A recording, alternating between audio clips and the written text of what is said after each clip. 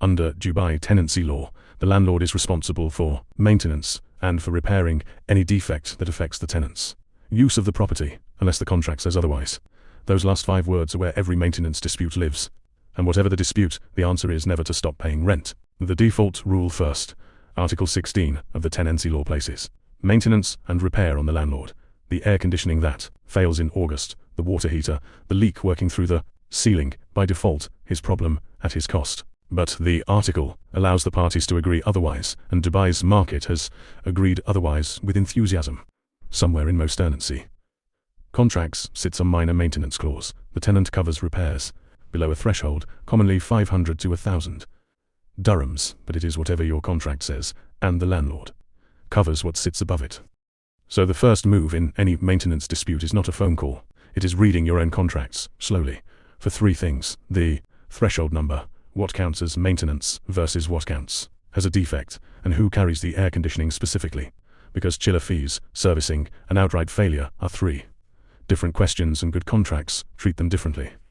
Most maintenance rows are not legal disputes at all. They are 2 people who have not read the same clause. Now, the sentence that costs tenants more than any repair bill, then, I'll stop paying rent until it's fixed. Do not do this, ever.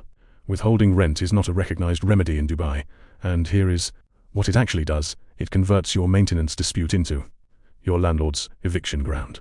30 days after it properly served notice for non-payment, he has a case, and a broken air conditioner you were right about becomes a footnote in a hearing about your bounce check.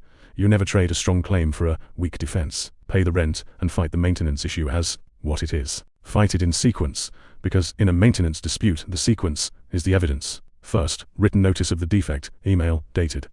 Photographs attached, with a reasonable window to repair. Second, if silence, a follow-up attaching a contractor's quotation.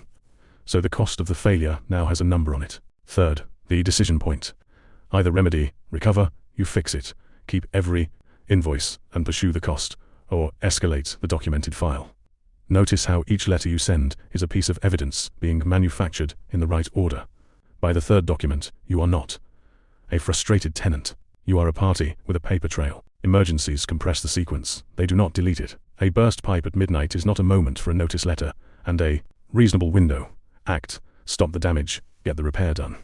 But the discipline resumes the next morning. Photographs of the damage, the plumber's invoice, a same-day email setting out what happened, what it cost, and why it could not wait. Genuine urgency, documented immediately. Recovers well, urgency claimed. 3 weeks later, with no photos and a round number invoice, reads exactly as it sounds.